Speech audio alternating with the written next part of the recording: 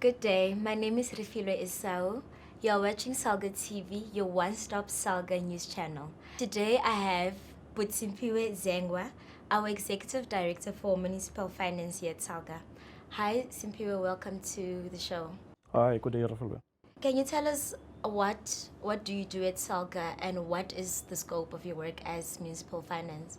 I'm the Executive Director of Municipal Finances. And as Municipal Finance, we deal with a couple of things. One, lobbying for the proper resources and funding of local government on the one side. On the other side, looking at finance management practices in local government, accountability and audit outcomes. That's a broad scope of work. We work a lot with Parliament, we work a lot with Treasury. We are consulted in the crafting of the budget for local government and other spheres.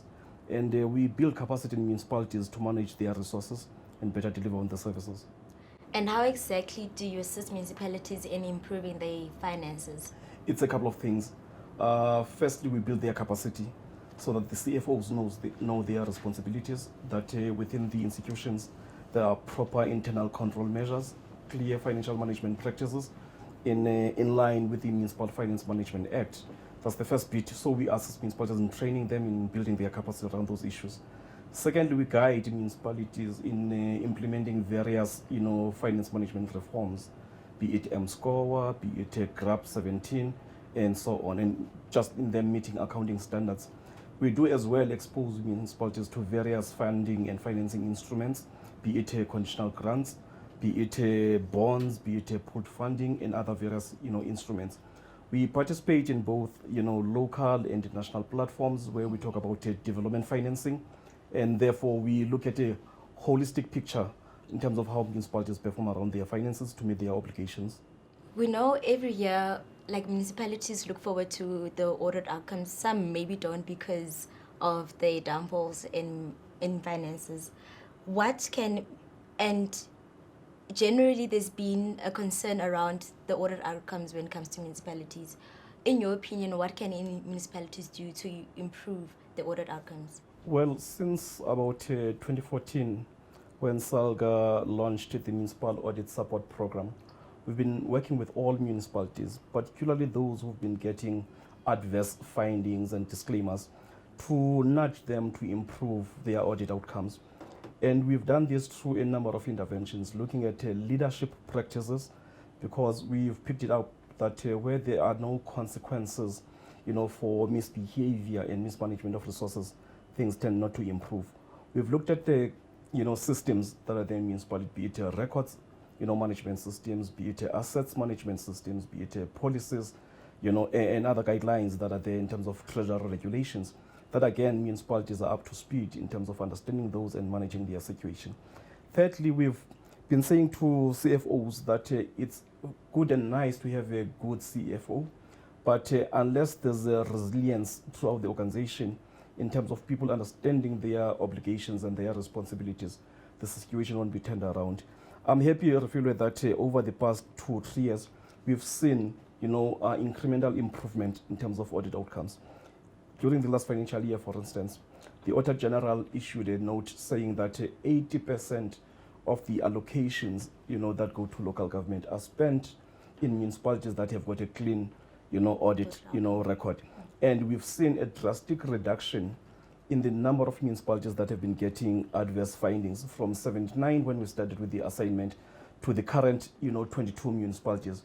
And over the next couple of years, we anticipate that by 2020, 2021, there won't be municipalities in the red zone category because we would have built sufficient capacity and understanding in terms of how municipalities must manage, their finances. Said earlier, the root causes mainly of why municipalities receive adverse audit outcomes is mainly because of unqualified CFOs and mismanagement of money.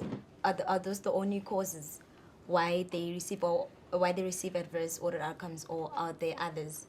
Well, there are definitely others. And when one goes through the Auditor General's report, the Auditor General does indicate the root causes of some of the adverse findings. It could be, policies not being in place.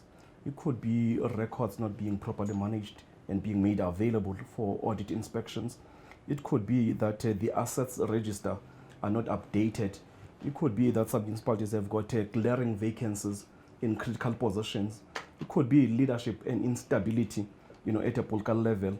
It could be that the oversight structures, say your internal audit committee, your audit committee, your MPEC structures, are not properly capacitated, or where they are capacitated, their recommendations and reports are not being, implemented. So it's a variety of, issues, and it differs from municipality to municipality. Because like you said earlier, MASP has generally, there is improvement ever since MASP was implemented. With those other root causes, does MASP also assist? Oh, yes, a great deal, because in municipalities where we've had a hands-on, involvement, we've seen drastic improvement. You go to municipalities in Mpumalanga, municipalities in the Western Cape, and across the country. And as I've said, MASP is a incremental program, meant to take a municipality from one level to another level.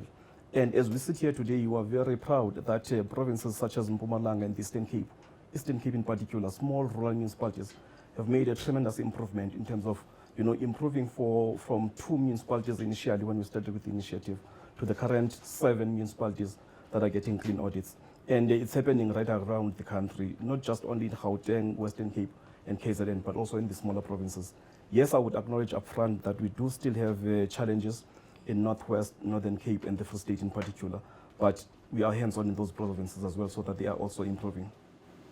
What can we look forward to in the future from municipal finance? Well, we're currently busy putting into place measures to support municipalities in a number of ways. For example, on the 27th of November, we're having a workshop with all the metros and our partners from Netherlands to expose them to tools, innovative tools and instruments to escalate and enhance their revenue generation, mechanisms through the property rates, arrangements. And secondly, we are putting together a conference for the 23rd to the 25th of January next year on municipal bonds and other alternative financing instruments. We are also, as municipal finance, involved in a continental initiative to put a municipal development fund that would support and assist infrastructure projects across the continent. Right. Thank you very much for that enlightening information about your scope of work and municipal finance throughout all municipalities. I take it our viewers are enlightened as well. That was all for today for our episode. Thank you for tuning in. Goodbye.